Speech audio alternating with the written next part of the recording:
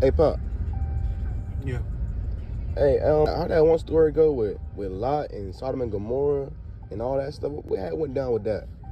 It started with Abraham, right? Mm-hmm. Put your seatbelt on.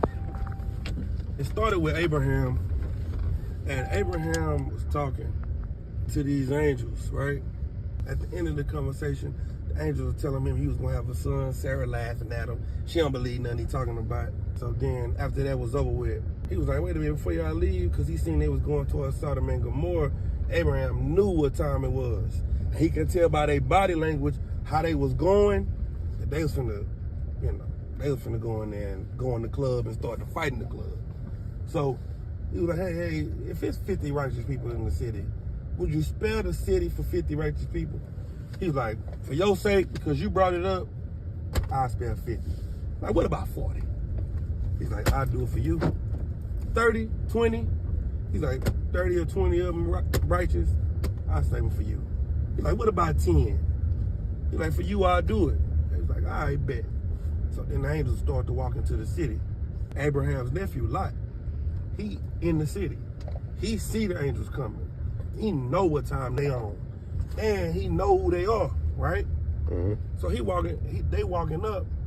He like, hey, y'all want to come to my crib? They like, nah, we going out tonight. We going to mingle in the city. He like, oh, shit.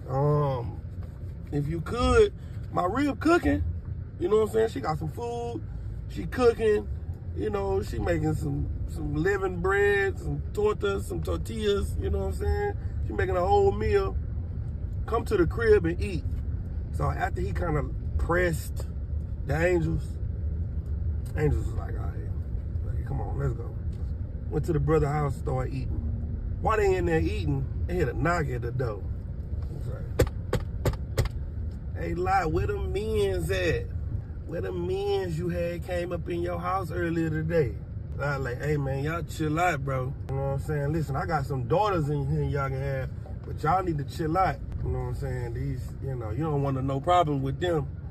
They was like, who you think you is? You know what I'm saying? It was real zesty up in that Sodom and Gomorrah. They was like, you think you gonna tell us what to do? You just moved over here. Matter of fact, forget them men. We gonna get you. After that, the angels heard enough. They bust out the door. Boom! Foot! Kick the door open. Tell me why the angels hit everybody with blindness. Now, naturally, if you lose your eyesight, the most important thing about that situation is getting your eyesight back. Not them. They was like, where they at? I smell them. I hear them. Where the men's at? Angels got to messing them over. So bam, he told Lot and them, hey, get up out of here. We about to mess the city up. We about to tear the city up. So that's what Lot did. Lot, his wife and his daughters, they go out the city. They running out the city, right? They get out the city. You know what I'm saying? They like, dang, we ain't got nowhere to go. The destruction haven't started yet. The Lord was like, go and find you a place to get to. But when it starts, don't look back. He was like, I bet. So they found a city that was close by to get close to go to. The destruction started in the morning. Boom. Hellfire raining out the sky. He dumping on them. Drive-by. Dropping nukes. You know what I'm saying? It's crazy because that's why our military get the idea from medias. You know what I'm saying? It's the same aftermath.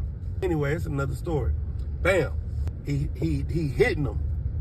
Lot's wife. Look back. Like, oh, look at our home. Look at where we was from. Look at the destruction of the city. Turned it to some salt. It's over with. Over for. So moral of the story, if the Lord want to save you out of your situation, you just got to listen to him.